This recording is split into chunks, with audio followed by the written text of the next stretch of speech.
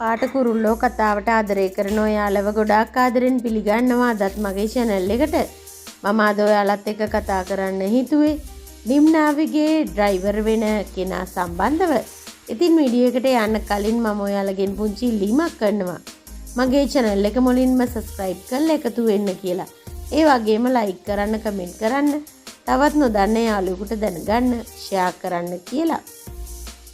ඉතින් යාළුවනේ ෆොන්සේකාට දැන් හොඳටම ඕන නිම්නාවිවයි කෙවින්වයි එකතු කරන්න. මොකද දැන් මේ ඇති වෙලා තියෙන තත්ත්වය බැලුවට පස්සේ මේ කටකතා යන එකත් හැමදේම පිටිපස්සේ ඉන්නේ නුරාන්නේ. ඉතින් ඇත්තටම නුරාන්ගෙන් මොන වගේ බලපෑමක් ඉදිරියට ඒවිද කියන එකේ ලොකු සැකයක් තියෙනවා. ඉතින් ඒ හින්දා කෙවිනුත් මේ ඔෆිස් එකට සම්බන්ධ වෙලා හිටියොතින් මොනම ආකාරයකින්වත් නිම්නාවිට ගැටලුවක් ඇති නොවේවි කියලා විශ්වාස කරනවා ෆොන්සේකා. ඒ හින්දා ඒ වගේම කෙවින්ගේ ඉල්ලීමක් තියෙනවා තාත්තට. මොකද එයාටත් ඒ ඔෆිස් එකට යන්න එන්න වැඩ බලන්න පුළුවන් ක්‍රමයක් ඇත්තටම අත්‍යවශ්‍යයි කියලා. මොකද හැම වෙලාවෙම ඔෆිස් එක ළඟට එන එක ලොකු අවදානමක් තියෙනවා. ඉතින් ඔෆිස් එකේ වැඩ කරෝතින් තාත්තා එක්ක නිරන්තරයෙන් කතා බහ කරන එකත් මේ ගැටලු විසඳ ගන්න එකත් ඇත්තටම කෙවින්ට කරන්න පුළුවන්. මොකද මේ ඔෆිස් එකේ වැඩි දෙනෙක් දන්නේ මංජිත කියලානේ කෙවින්.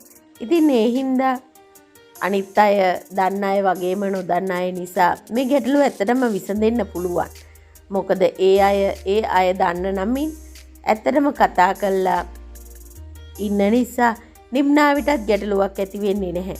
ඉතින් ඒ හින්දා නිම්නාවිගේ ප්‍රශ්න ඉදිරියේදී විසඳ ගන්න පුළුවන් වෙනවා.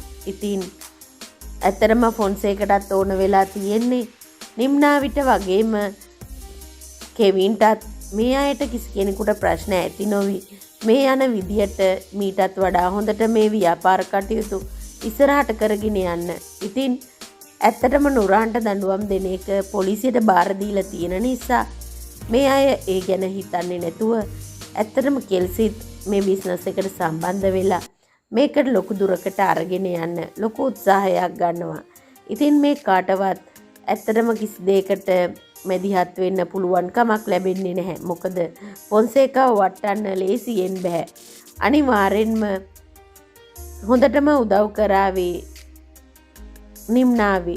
ඉතින් මේ එයාගේ බිස්නස් එකම ගොඩනගා ගන්නවා බලාගෙන ඇත්තටම ගොඩාක් සතුටින් ඉන්න පුළුවන් වේවි ෆොන්සේකට.